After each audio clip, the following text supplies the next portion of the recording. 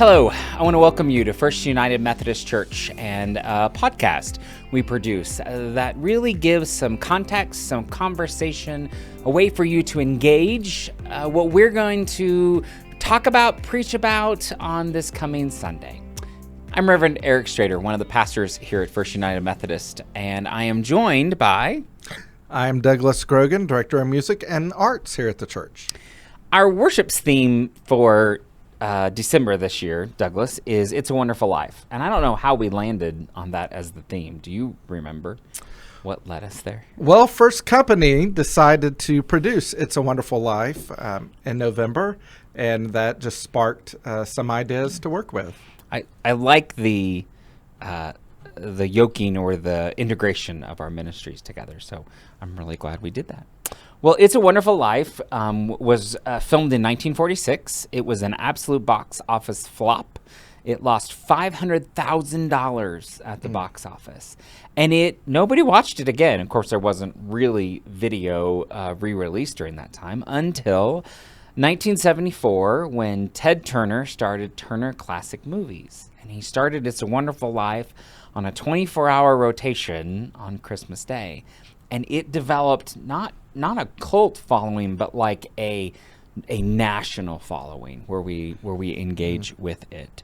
And it's a film that I think invites us to really slow down and consider what it takes to get through life, to endure a lot of aspects of life. Our first candle is the candle of peace. And our invitation is, how do we endure what's happening and find peace in our lives? So the first scene we're going to show is going to feature George Bailey coming home. He's just lost the money, this $8,000 that Uncle Billy was supposed to put somewhere and didn't. And he comes home and you experience the chaos of children, the chaos of them just out of school, the chaos of Christmas is around the corner, the chaos of everything that's happening, and you experience George's response. Hello, darling. Hello, Daddy. Hello, Daddy. How do you like it? Bless you. Did you bring the wreath? Yes, Daddy, did you bring the Christmas wreath? What wreath? Was it the Merry Christmas wreath with the window? No, I left it at the office. Is it snowing? Yeah, it just started. Well, where's your coat and hat? Left them at the office. What's the matter? Nothing's the matter. Everything's all right.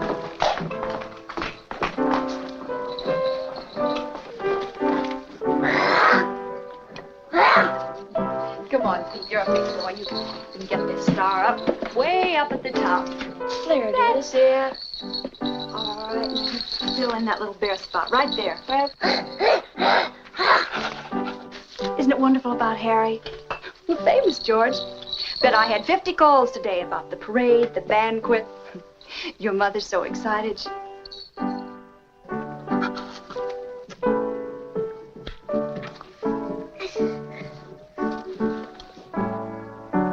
So, Doug, have you seen It's a Wonderful Life? I have seen excerpts. I have never seen the whole film. Okay, church, I just got to say, if you're going to engage this, we're going to show movie clips on Sunday, but y'all need to go watch the movie. You have my word. I will watch it before the first Sunday of Advent. Well, as the scene demonstrated, George Bailey has just had it. He's had it with everybody. I used to work for a vet who used to call this the kick the dog kind of day, where you would come home and it was a bad day and it just kind of trickled down to the dog got kicked. So I wonder, have you ever come home stressed before? What's that been like for you? Never. No, of course I have. We're all human, and I think there are those days you come home and, just putting dinner together becomes a frustration, and you spill something you're making, and just nothing is falling into place. And you just want to start over or go to sleep and wake up tomorrow morning and start afresh. Yep. Say that to our children a lot. It's time just to go to bed and start over tomorrow, even if it is 5:30 at night. So, yeah. So talking about peace, I think we all resonate with George having those bad days, but I think there's also a sense we're post-election. It's a complicated season. I wonder if people are feeling like it's a peaceful season. There's a war in the Ukraine. There's a war in Gaza and Palestine with Israel. There's a lot. Does it feel like a peaceful time for you? I think as a community and as a world, I think there is this feeling of unrest. What's next? How is this going to resolve or improve?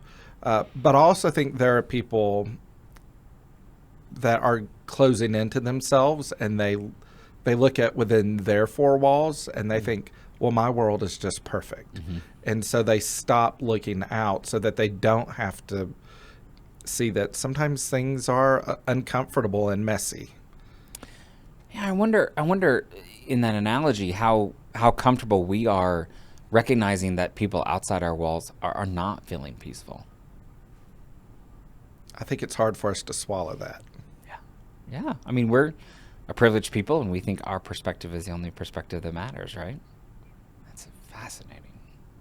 I remember when we had the shelter back in January of 24, and I told Pastor Carey, if you need me, I'll come. Like, just call me. And on the way home, I thought, I hope she doesn't need me because I am very uncomfortable in that situation. Yeah. And I no more was pulling into my garage, and she called. She said, I need you. And I was like, okay, I'll change clothes and come back. And I was very anxious about that. But about 10 minutes into being here, a peace came over me that it's going to be fine. Yeah. It's going to be okay. And this is a new and different situation. But I think when you reach those uncomfortable moments and those difficult moments, when you call upon God's peace to say, I need you to help me through this, God follows through and helps you focus to achieve what he needs to be done. I think one of the challenges, we're going to talk about a text from Isaiah on Sunday and with the Advent candle. And I think one of the challenges is when the Israelites are this is just before they're taken away into exile by the Assyrians. And I think they are trying to figure out, how do I work with this group of people, right? Like, okay, they're going to take us over. I'm in conflict with them, but then how do I work with them? And I think there's a falsehood that we think by working with the other, or working in a situation that makes us uncomfortable, or working to try to move forward together, I think we live in this false illusion that will give us peace. And it doesn't. It didn't give the Israelites peace. They weren't in peace in Assyria. They weren't in peace in Babylon. They found peace when they came back home. And so I appreciate recognizing God will give us the sense of peace no matter where we are, and yet we should also recognize that's really complicated. It's really complicated for people. So maybe it's a sense of, while it may not be what you choose, it's a sense of, at least it's a stability. You kind of know how to operate, know how to work within those parameters. In your own environment. Right. Yeah, sure. Versus exile is everything is broken apart, right? Everything is destroyed.